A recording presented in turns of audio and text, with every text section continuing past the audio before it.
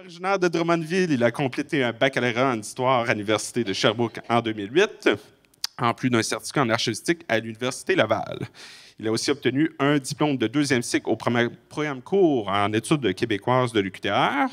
Et à la fin de son baccalauréat, il a commencé son emploi à la Société d'histoire de Drummond. C'est un ancien de chez nous.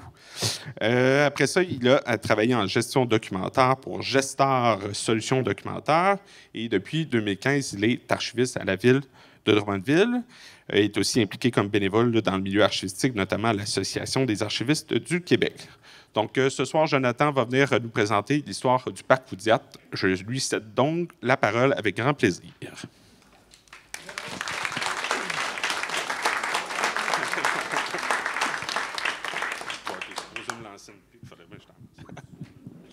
Merci, Gabriel, pour la présentation. Merci beaucoup. Donc, vous êtes nombreux ce soir, donc j'assume que vous êtes en amour avec le sujet avec lequel je vais vous parler ou avec ma personne. Dans les deux cas, merci beaucoup. Donc, juste avant qu'on commence, là, y a-t-il des gens là, qui ne savent pas de quoi on va parler ce soir? Hein? Le parc Oudiat? Excellent, pas de main levée parce que j'avais absolument rien préparé si c'était le cas. J'aurais peut-être suggéré à la personne de sortir puis de marcher à peu près 5-6 minutes dans cette direction-là. Donc, ce qu'on va voir ce soir, c'est le plan de la conférence. On va commencer par l'origine du parc Oudiat et vous allez voir, ça fera pas mal. Parce que je n'ai pas beaucoup d'archives concernant son origine, étant donné que la ville l'a acquis en 1964. En fait, 1965. Bon, ça a débordé un peu en 1966. OK, 1967, je vous le jure, on l'a acquis. Il vient à la ville de Drummondville. Le contrat, je l'ai vu. Et ensuite, on va commencer avec le cœur de la présentation, la place centrale. Là, la place centrale, ce n'est pas un vrai nom qui existe, d'accord? C'est juste moi, pour le besoin de ma présentation, j'ai les divisé en deux. Donc, la place centrale, ce que j'entends par là, c'est que lorsque vous arrivez par la rue du Pont, là, vous rentrez dans l'entrée principale du parc Oudiat, la place centrale, pour moi, ça comprend le chalet, la piscine, les estrades, les arbres qui flottent au vent, j'imagine, avec l'eau, le chalet dans le fond et toute la section à droite là, avec les jeux d'enfants et le pavillon de danse. Donc, c'est ce que je veux dire par place centrale. Et ensuite, je vous ai gardé le meilleur pour la fin, les îles aux fesses. Je savais que ça allait vous plaire. Donc, on va voir un peu qu'est-ce qui s'est passé avec les îles, d'où vient le nom, bien que, à vrai dire, c'est la première, je pense que c'est la seule et unique fois que je vais pouvoir dire le mot « fesses » sans qu'on me traite d'obscène sur scène, parce que je vais parler des îles et non pas de l'anatomie. Quoique l'anatomie est peut-être impliquée quelque part là-dedans.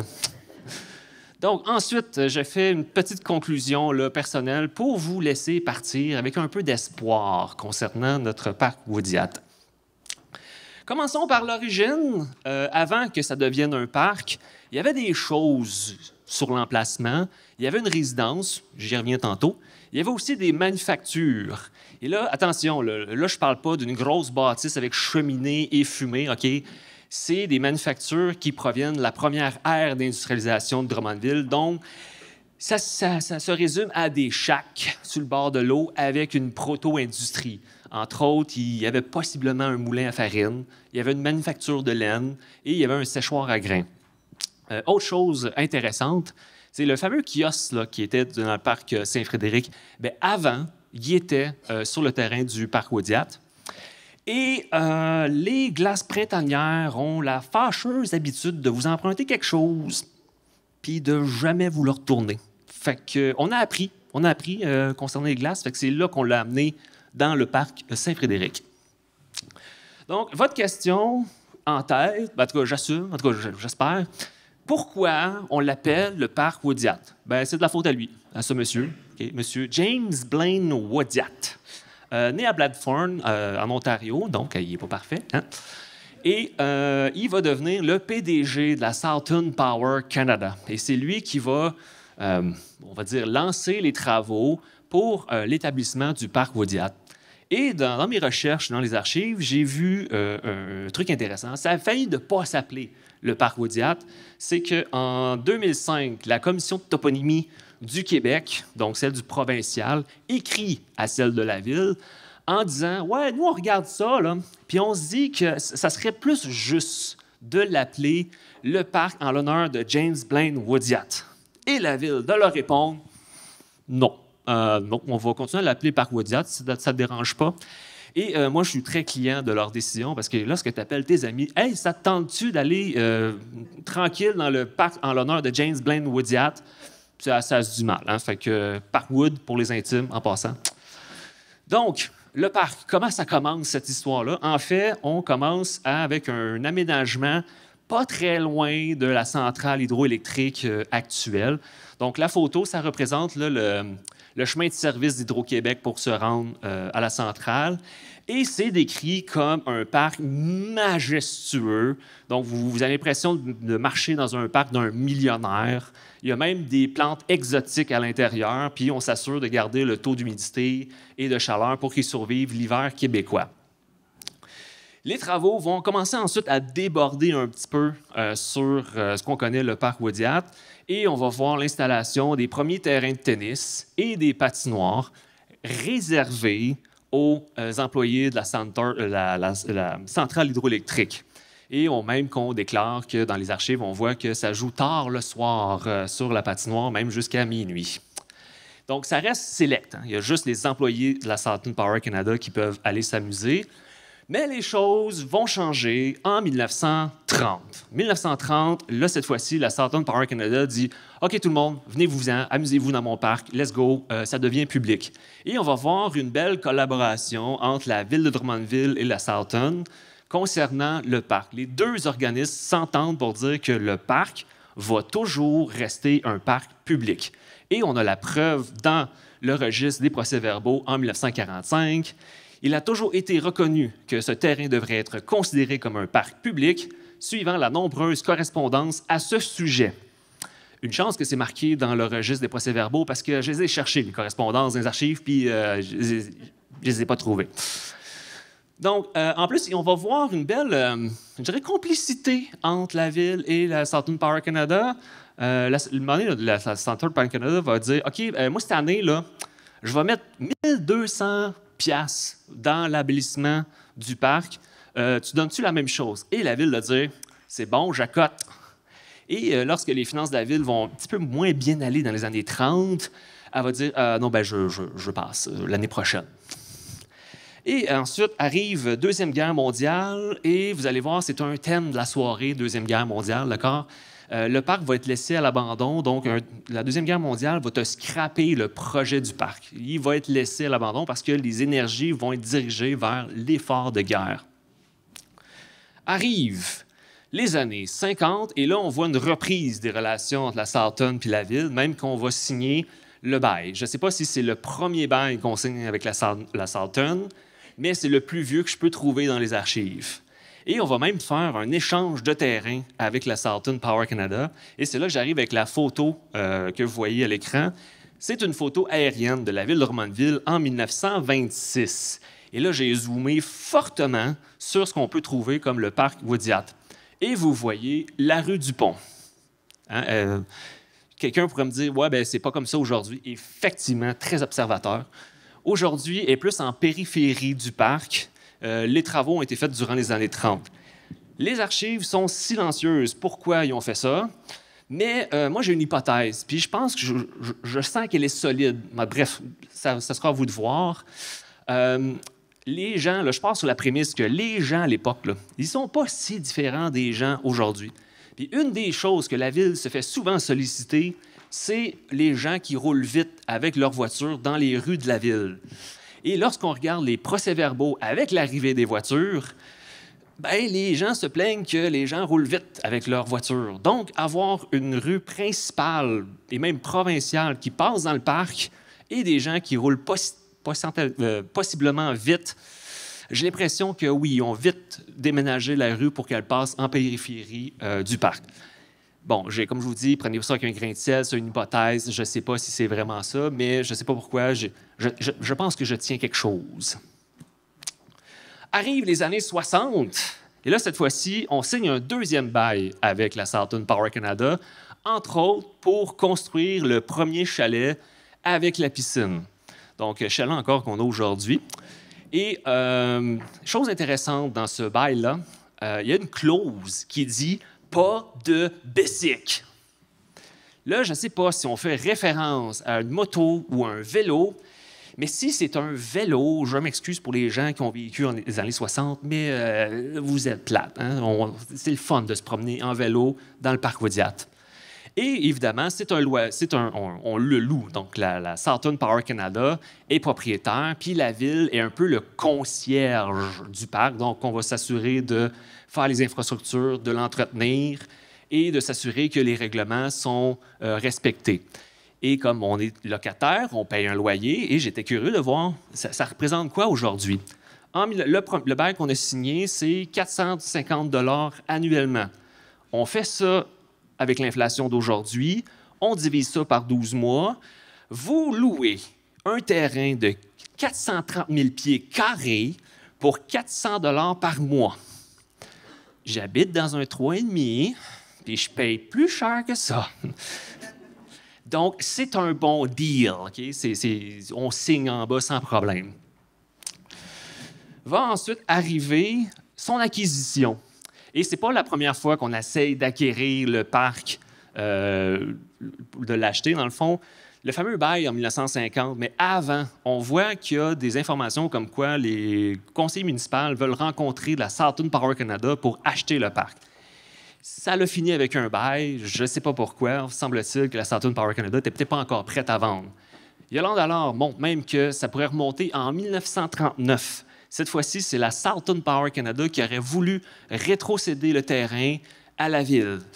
1939, Deuxième Guerre mondiale, ça te scrape un projet. Hein? Vous l'avez dit, ça revenait.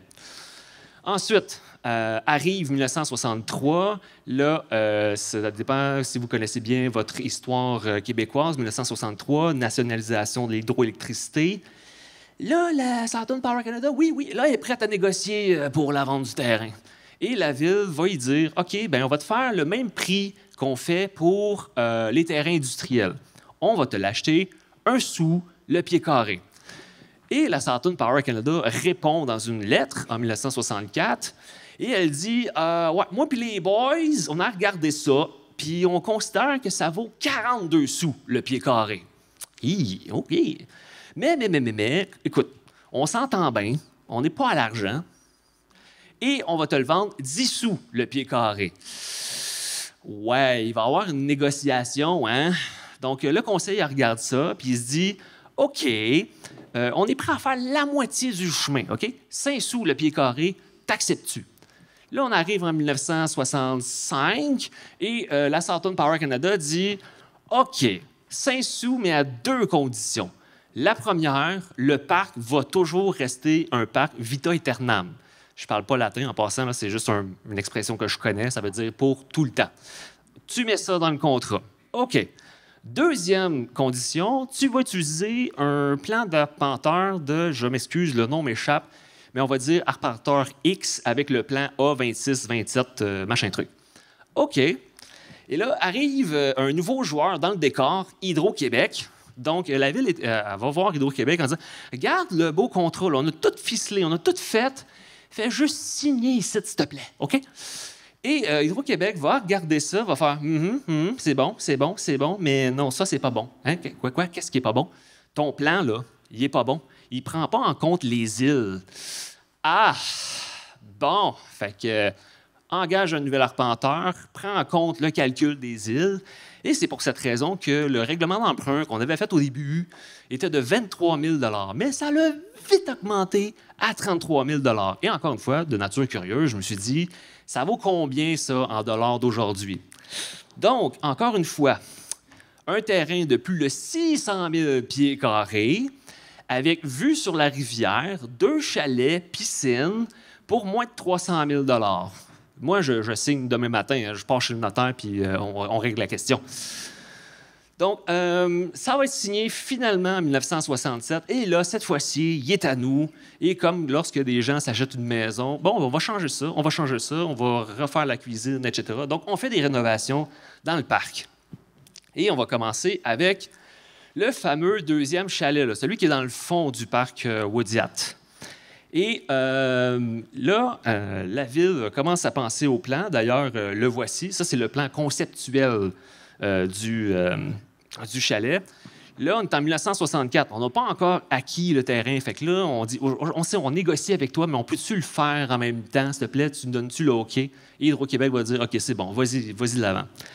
Et vous êtes observateur, vous êtes sûrement rendu compte, ben Jonathan, il ne ressemble pas à ça aujourd'hui. Et effectivement, il ne ressemble pas à ça aujourd'hui. Et c'est un peu de la faute de la Société d'histoire de Drummondville. Donc, tu ne l'avais pas vu venir, hein, celle-là, Gabriel? Bon, c'est la Société historique de Drummondville, donc l'ancêtre de la Société d'histoire de Drummond. Eux interpellent le conseil en disant, regardez, là, en 1965, ça va être le 150e de la ville et le 100e anniversaire de la Confédération du Canada. Et le gouvernement canadien donne des généreuses subventions pour toute ville qui veut faire des infrastructures. Et la ville va embarquer, va dire, c'est une bonne idée. Et là, c'est pas juste un petit chalet qu'on fait. OK? Là, c'est le pavillon des arts avec un musée là-dedans. Et on pensait mettre une luxueuse salle de réception pour les différents dignitaires qui vont venir pour le 150e anniversaire de la ville. Et on présente ça aux citoyens. Ça n'a pas passé pas tout. Les citoyens ne sont pas d'accord avec ce projet-là parce qu'il faut les comprendre. On est en 1965. Ça fait quelques années que la situation économique de la ville est en train de piquer du nez avec les industries textiles qui ferment, se délocalisent ou réduisent leurs effectifs. Donc, pour eux autres, c'est pas très intéressant de voir la ville aller mettre 300 000 dans un pavillon des arts dans le parc Woodyat. Et on fait cocasse, on le voit là, dans les procès-verbaux. Au début, justement, on parle de pavillon des arts. Là, plus le projet avance, là, on le nomme plutôt le chalet utilitaire. Puis là, à la fin, c'est juste le chalet. Et moi, je vais vous faire part d'une frustration lorsque j'ai fait des recherches dans les archives.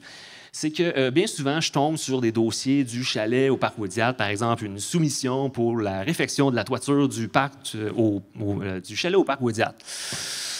Lequel? Il y en a deux. Donc, moi, je vous fais part, je vous demande un service, cher public. Si jamais vous connaissez quelqu'un là, qui travaille sur la commission de toponymie à Drummondville, faites-lui donc la suggestion de nommer les chalets de deux manières différentes. C'est pour les générations futures qui vont faire des recherches là-dessus, ça va les aider. Donc, on le construit finalement à plus petite échelle. On va faire un chalet. Et la première chose qu'on va faire là-dedans, c'est qu'on va mettre un restaurant. Donc, il va y avoir un restaurant dans ce chalet-là. Et ce n'est pas une première. On l'a fait avant avec le parc Sainte-Thérèse. Donc, le fameux kiosque là, qui est sur le boulevard Mercure. Lorsqu'il a été construit à la fin des années 40, on a mis un restaurant. Donc, on s'est dit, bonne idée pour celui-là. Le restaurant va être en service selon les archives. OK, donc vraiment selon les archives. Je vois des contrats de service avec une certaine Mireille. Ah, son nom de famille m'échappe, je suis vraiment désolé. Et ensuite, le chalet, on va le louer à l'Association de tennis de Drummondville. Donc, c'est un peu eux autres qui vont gérer les activités sur les fameux terrains de tennis. Donc, comme je l'ai dit en début de conférence, la Southern Power Canada va en construire 2. Lorsque la ville va acquérir le parc Woodyat, va en construire 2 autres. Et en 1977, il va y avoir 2 autres terrains de tennis. Et ce qui est intéressant dans les archives de la ville, c'est qu'on voit le début, la genèse de l'association de tennis pour la gestion des terrains. Et l'association, via ses membres, font des doléances à la ville parce que les infrastructures ne sont pas tout à fait à jour. Ils se plaignent que tard le soir, lorsqu'ils jouent, ils sont aveuglés par les voitures qui viennent se stationner ou celles qui passent sur le pont de la Traverse, pas de la Traverse, mais la rue du Pont. Et la ville va installer des gros spotlights pour régler le problème. Et l'autre doléance qu'ils font, c'est que la place centrale, il n'y a pas d'arbres. C'est une vaste plaine et le vent souffle allègrement là-dessus. Donc, c'est là qu'on va voir apparaître les grands filets autour des terrains de tennis pour couper la brise. Le troisième, les joueurs se plaignent qu'il y a trop de moustiques. On se fait piquer. Oui, il n'y a pas juste des avantages à jouer à côté d'une rivière, malheureusement. Et arrivent ensuite les années 80. il n'y aura malheureusement pas grand-chose qui va se passer en termes d'infrastructure dans le parc, à l'exception des glissades d'eau. Je vous le jure, je vous le promets, je reviens là-dessus tantôt dans ma présentation. Donc, c'est là qu'on voit apparaître les fameuses glissades en bois en hiver et l'anneau de glace qui a déjà existé. Pour vous donner une idée, c'est toute la section à droite avec les jeux d'enfants. Suivez la piste cyclable, c'était l'anneau de glace à l'époque.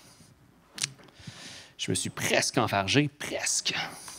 Ensuite, arrivent les années 90 et là, la ville veut rajeunir, refaire un aménagement au goût du jour du parc. Mais avant de faire ça, qu'est-ce qui détermine le parc? Qu'est-ce qui fait que le parc Waudiat est le parc Waudiat? Et c'est la Corporation des rues principales de Drummondville qui va se pencher sur la question. Moi, personnellement, j'aurais choisi une autre page couverture parce que ça pique les yeux un peu, là, ce modèle-là. Dans leur rapport, lorsqu'on le lit, on voit qu'il y a 3 axes, 3 caractéristiques qui définissent le parc Waudiat. La première, c'est un grand centre de villégiature en plein centre-ville. Donc, les gens doivent avoir accès à la nature facilement en allant au parc.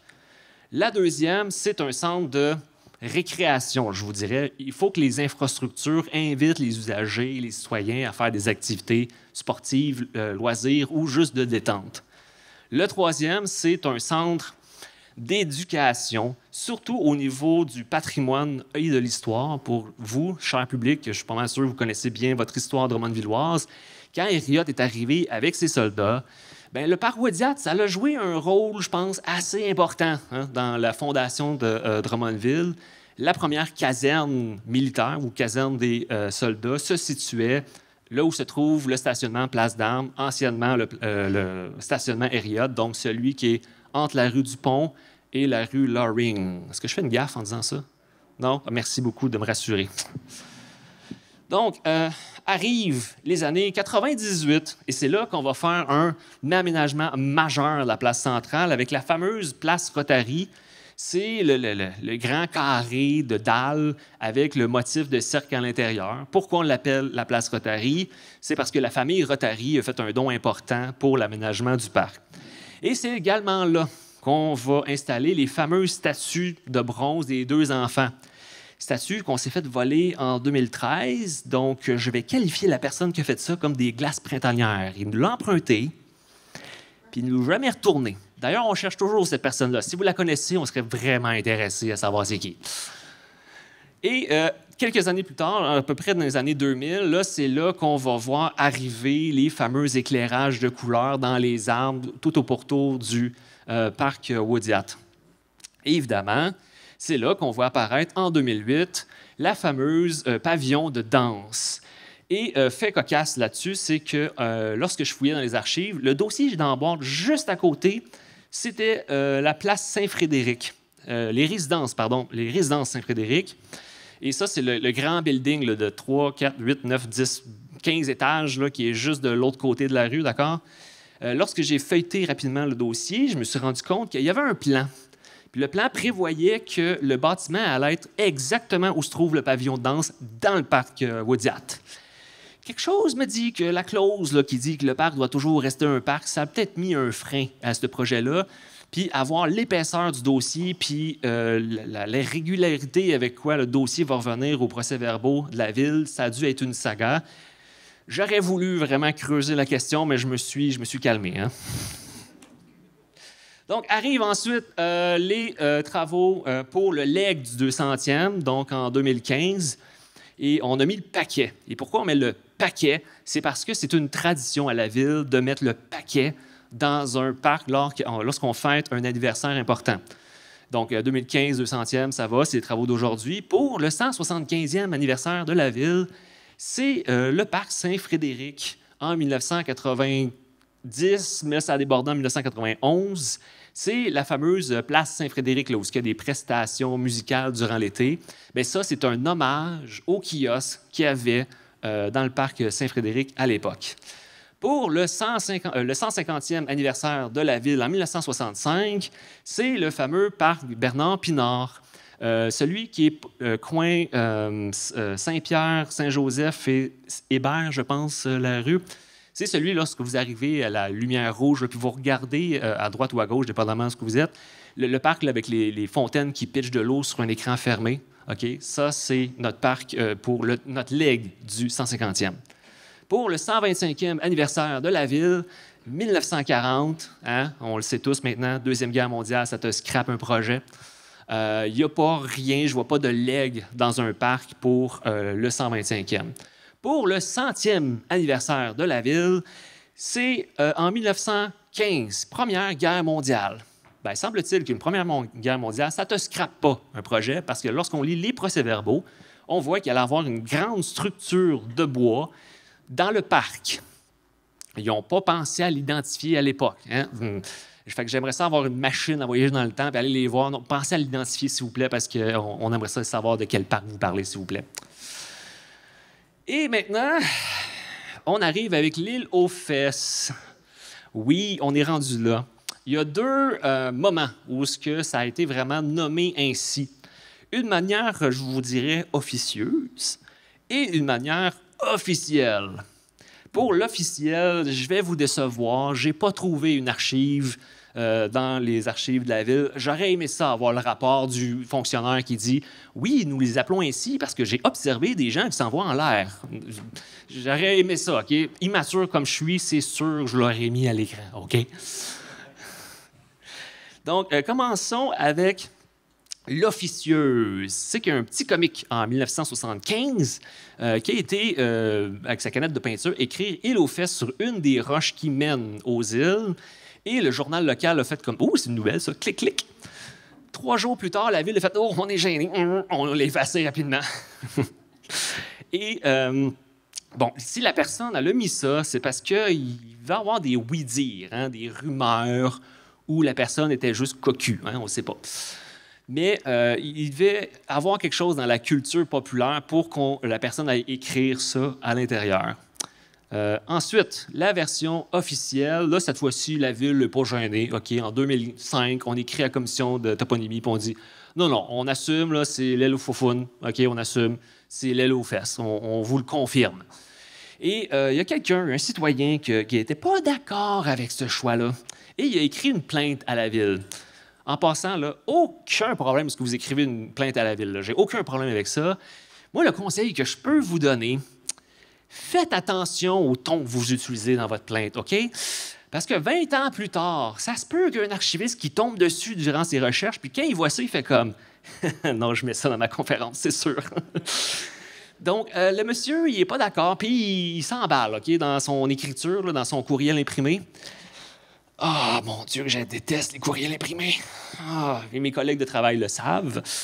Donc, je vais juste vous lire une partie de la plainte. Vous allez voir de quoi je parle.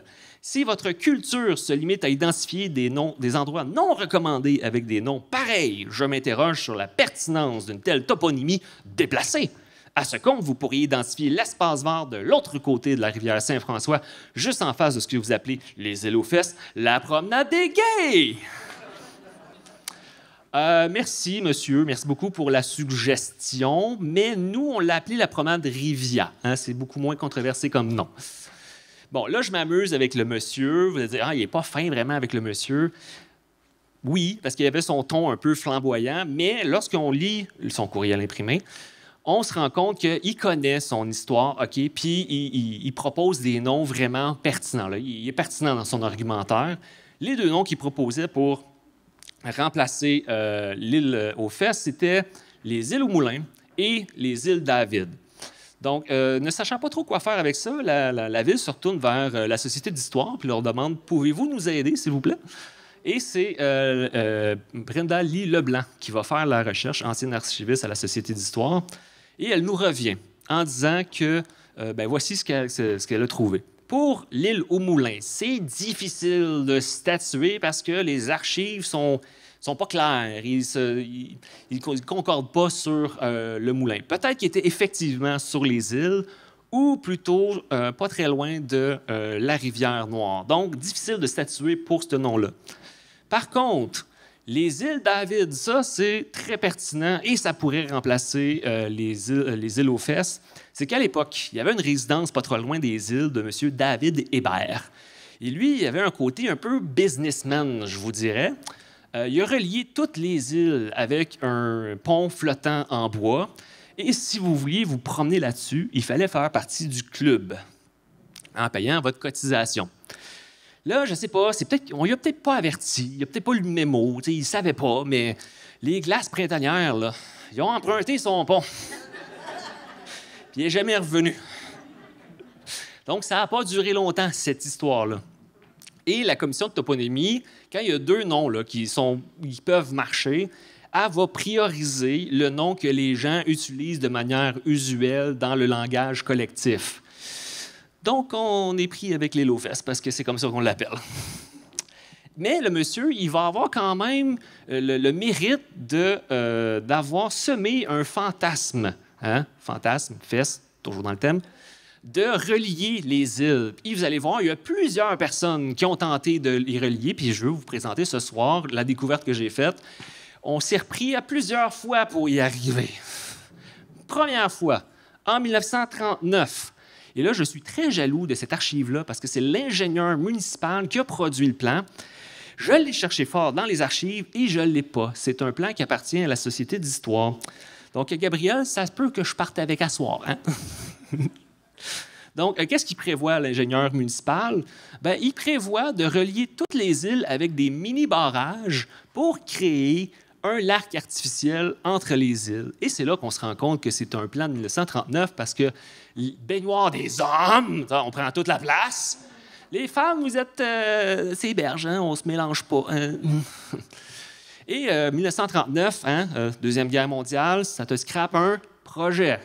Donc, ça n'a pas été de l'avant à la suite de la conception du parc. Et là, la Saturn Power Canada va un peu nous voler l'idée. Ils vont faire un clic droit copier, clic droit coller. Pour les plus connaissants, c'est CTRL-C, CTRL-V. Et ils vont faire un plan qui dit à peu près la même chose.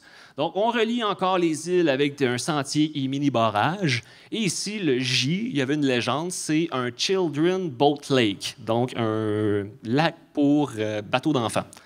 Et le plan prévoyait un petit peu plus que ce que la ville avait proposé. Ici, avec le I, c'est un amphithéâtre dans lequel il y avoir des prestations musicales ou théâtrales vues sur le lac artificiel. Et le K, c'était une plage, littéralement, dans les îles. Donc, c'était un rêve. Là. On voit la vision qu'on voulait faire. Un an plus tard, ils se sont peut-être ravisés un petit peu parce que le plan est de moins grande envergure en 1960. Et pour ceux qui sont observateurs, j'ai volé moi aussi une archive de la Société d'histoire. C'est une partie du plan de l'exposition Drummondville Alternatif qui a été en exposition de 2020 à 2022. Et là, je me concentre sur les îles. Hein. Le plan, c'était tout le parc en entier. Puis tous les plans que je vous présente, c'est pas juste les îles, c'est le parc. Je focus sur les îles. Donc, ça n'ira pas de l'avant parce que, comme on le sait, la Saturn Power Canada a été nationalisée et ensuite, le parc a été acheté par la Ville en 1967. Parlant de la Ville, en 1979, on va faire ce que je vais qualifier de moitié de la job. OK? On va relier les berges à l'île A avec la première passerelle. On va relier l'île A à l'île B avec la fameuse jetée de béton, là, le demi-cercle qu'on prend, puis que si l'eau est un petit peu trop haute, on se mouille les pieds. Et ensuite, l'autre passerelle qui fait de l'île B à l'île C. Et on a les correspondances entre la ville et le ministère. Puis c'est là que tu te rends compte que c'est les années 79-80. Parce que l'ingénieur municipal envoie ce croquis-là, puis il dit « Ouais, nous, on va couler du béton dans la rivière avec 4 grosses assises en béton dans la rivière pour les passerelles. » Et le ministère de l'Environnement check ça. « Oh, du béton dans la rivière. Pas de problème, vas-y, c'est bon, c'est bon. » OK. La seule inquiétude du ministère de l'Environnement, c'est que l'eau doit continuer à couler. Mais c'est tout. OK. Donc, on va faire les travaux en 1980. Les glissades d'eau. Je vous avais dit que j'allais revenir avec ça. Je vais ouvrir cette section-là avec une anecdote personnelle parce que j'ai glissé dedans. J'étais juste assez vieux pour glisser dans leur dernière opération de glissade. Et ma mère était vraiment contente que je puisse faire ça. Fait qu'elle m'amène là-bas. Le moniteur, il me place, il me pousse. Amuse-toi. Non, non, non, non, non, non, descendre de la terreur, OK? Moi, j'étais convaincu que j'allais glisser l'autre bord puis finir mes jours sur le sol. J'arrive dans le bassin un petit peu sec, hein? Traumatisé, en vie, avec le costume de bain un peu éraflé. Ma mère, elle arrive derrière. « Hey, c'était le fun, on recommence! » J'ai pas été capable de dire non. Fait que je l'ai fait une deuxième fois dans la terreur. Donc, gardez en tête la situation de Jonathan de 6 ans, là, parce que je vais y revenir tantôt. Pourquoi je vous parle des glissades d'eau? C'est quoi le rapport avec les îles? C'est que le promoteur, lorsqu'il est arrivé pour présenter son projet à la ville, c'est pas juste des glissades d'eau qu'il proposait, c'est encore ce vieux fantasme-là de relier les îles, de faire une plage, puis de créer un lac artificiel. Et c'est pas un petit projet, là. Là, il prévoyait une grosse digue qui part du bout du parc Ouidiate jusqu'au pont de la Traverse, et on se sert du pont de la Traverse pour soutenir la digue. Ce croquis-là a été fait en 1982. Les glissades d'eau ont été opérationnelles en 1983. Et la ville check ça, fait comme « Ouais, c'est ambitieux comme projet. Avant qu'on mette de l'argent là-dedans, là, va donc chercher les autorisations du provincial puis du fédéral. Si tu réussis à faire ça, oui, on investit là-dedans. » En 86, la compagnie a fait faillite. Fait que je pense qu'il n'a pas réussi son deal. Et moi, sur le croquis, sur ce croquis-là, ce qui me trouble le plus, et je vais vous le lire pour les gens qui sont derrière, c'est la petite note en bas. Digue, 2 points, matériaux provenant du collecteur Mercure. Collecteur Mercure, c'est une grosse conduite d'égout. J'espère qu'il avait l'intention de la laver avant de la poser. Bon, en 86, il y a un deuxième propriétaire qui va prendre le relais, qui va racheter les glissades et va devenir opérationnel à nouveau. Et là, c'est là que je ramène le petit Jonathan de 6 ans là, qui a peur de se planter. Admettons qu'il se plante, puis qu'il se casse le cou. On va imaginer le pire, pauvre maman. Et il va y avoir une réclamation. Et la greffière de l'époque, Thérèse Cagelet, si vous la connaissez, elle s'en est bien rendu compte qu'il opérait sans assurance.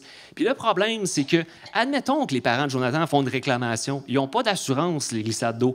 Le propriétaire du terrain, c'est la ville. Fait que c'est la ville qui va devoir gérer la réclamation.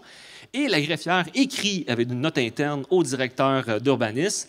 En 87, les glissades ont opéré et heureusement, aucun accident malheureux n'a entraîné de réclamation ou de procédure contre la ville.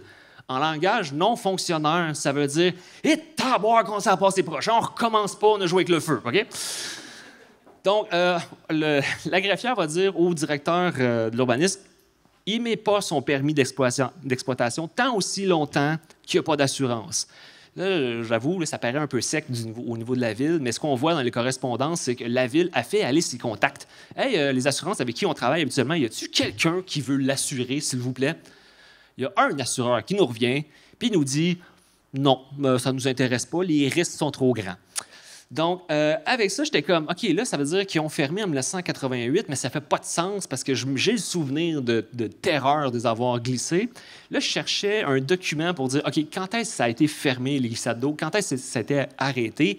Et j'ai trouvé un document parfait, une plainte d'un citoyen.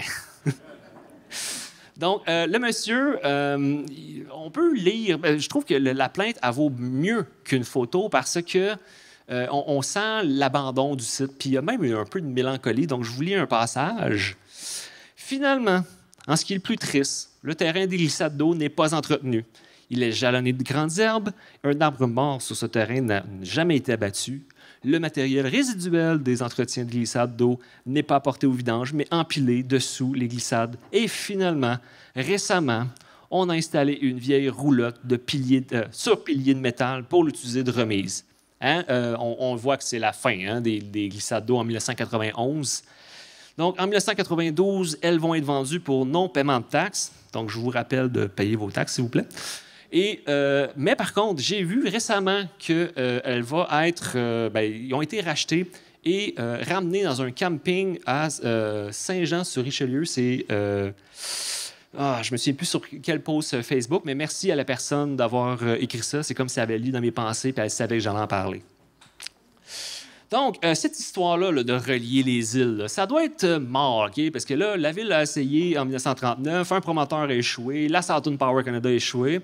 Et à ma grande surprise, non, le projet est encore vivant. Et là, plus récemment que j'aurais pensé, en 2007, cette fois-ci, c'est la ville qui va dire « OK, on finit la job, puis on est sérieux, on va mettre 900 000 $ dans le projet. On débloque un budget de 900 000 $ pour y arriver. » Et le projet, ben, c'est d'ouvrir une nouvelle entrée sur les îles, de toutes les connecter et de finir ça au pavillon Frédéric-Georges Herriot. Donc, beau projet. On demande aux entrepreneurs, « Hey, voulez-vous participer au projet? Soumissionner. Donc, s'il vous plaît, soumissionnez. » Puis, il y a eu beaucoup d'entrepreneurs qui ont soumissionné. On rouvre les soumissions. Ah non, désolé, chérie, on ne peut pas l'acheter. Non, ça ne rentre pas dans le budget. Non.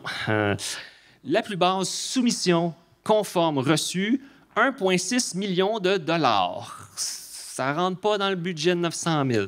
Donc, dans ces cas-là, comme on avait fait avec l'usine de traitement des eaux en 1948, on revoit le projet, on le met à plus petite échelle. Donc, on va dire, tant pis pour la deuxième entrée, puis on va te couper ça net au niveau du pont de la Traverse. Donc, on va connecter le sentier avec la fameuse escalier là, qui vous amène du pont, qui vous amène du parc jusqu'au pont.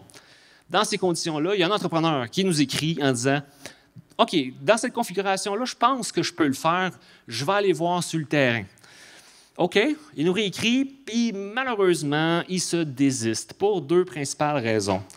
La première, c'est que le ministère de l'Environnement, là, on n'est plus en 1980, OK? Il y a des normes vachement plus exigeantes en termes de travaux sur les berges de la rivière.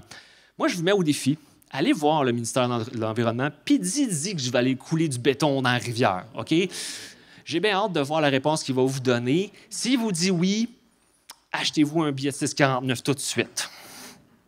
Donc, ça augmente, je vous dirais, les prix des travaux. Et aussi, les îles, c'est un terrain accidenté et fragile. Donc, tu ne peux pas emmener n'importe quel équipement là-dedans pour commencer à faire des infrastructures.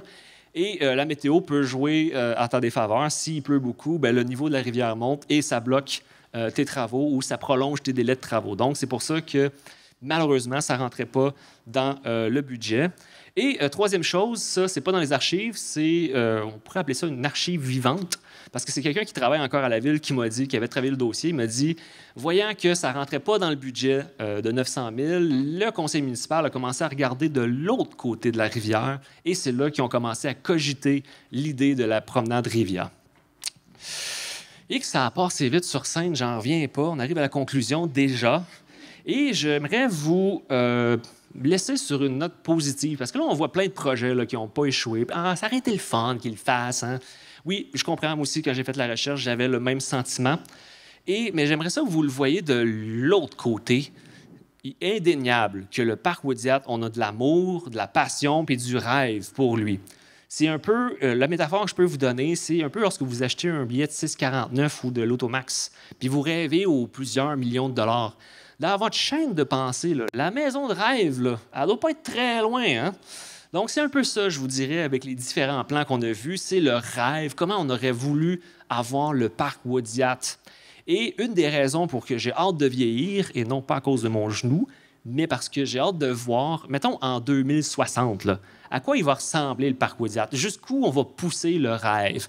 Et évidemment, en 2060, moi, je m'attends à ce qu'on les traverse toutes les îles reliées ensemble. Voilà, c'était. Merci pour votre écoute. Merci d'avoir été présent. Je vais passer à la période des questions. Merci. Merci beaucoup.